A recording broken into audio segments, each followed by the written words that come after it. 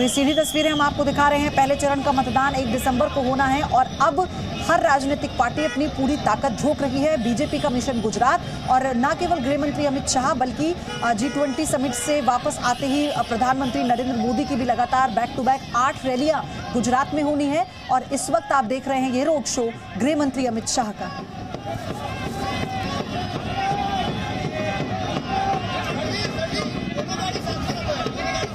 Ticket बंटवारे को लेकर काफी मंथन बीजेपी में भी इस बार चला है, जहां एक और आम आदमी पार्टी भी अपने जीत का दावा कर रही है और उसका ये कहना है कि वो किस तरह से वोट काटेगी। अगर आपका क्रेडिट स्कोर कम है तो बैंक लोन छोड़िए, शादी के लिए लड़की भी नहीं मिलेगी। क्रेडिट स्कोर इम्प्रूव करना है तो फ्रीडम ऐप को अभी डाउनलोड करो। लेकिन क्या वाकई ही वोट कटवा पार्टी बनेगी आम आदमी पार्टी?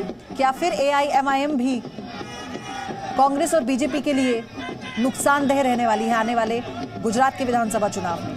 इसी के मद्देनजर आप देखिए गृह मंत्री अमित शाह का ये रोड शो और उसमें उमड़ा ये हुजूम, लोग उनका स्वागत करते हुए। तो गुजरात में अब की बार किसकी सरकार, बहुत दिलचस्प होने वाला है, जहां बीजेपी अपनी जीत को लेकर आश्वस्त है।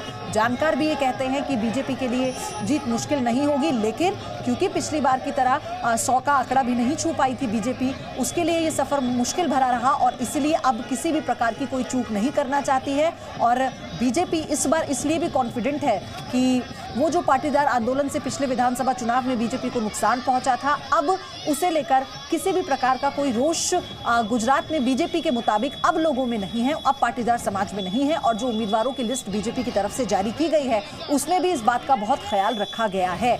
कुछ सिटिंग MLAs का टिकट काटा है और वहां पर जितने नए लोगों को मौका दिया है उसमें अधिकतर पाटीदार समाज के लोग हैं। 40% दबदबा है। आप इससे ऐसे समझिए, यानी सत्ता की चाबी किसको देनी है, किस करवट सत्ता का ऊंट बैठेगा, ये तय करता है पाटीदार समाज गुजरात में। और इसीलिए बीजेपी इसे नाराज नहीं करना चाहती, यानी हर बार की तरह इस बार भी सबक बीजेपी ने लिया। पिछले विधानसभा सीटों में भले ही बीजेपी को जीत मिली हो, लेकिन उसका वोट प्रतिशत भी कम हुआ था और उसके पास सीटें भी कम आई थी। और इस बार 100 का आंकड़ा पार करने को लेकर बीजेपी ने पूरी ताकत झोंक दी है, क्योंकि जितना नुकसान हुआ था वो नहीं चाहती कि आम आदमी पार्टी की एंट्री से जिस तरह का माहौल बना है, पूरा मुकाबला त्रिकोणीय हो गया है। इसी को लेकर बीजेपी अपनी पूरी ताकत झोंक रही है। और ये कहा जाता है गुजरात में कि देखिए, गृह मंत्री अमित शाह जिनकी जड़ें वहां से हैं, प्रधानमंत्री नरेंद्र मोदी जिनकी जड़ें वहां पर हैं, और कहते हैं कि जब अमित शाह और प्रधानमंत्री मोदी गुजरात की सड़कों पर निकलते हैं तो जन सैलाब और वहां की सत्ता की हवा अपने आप उसका रुख मुड़ जाता है।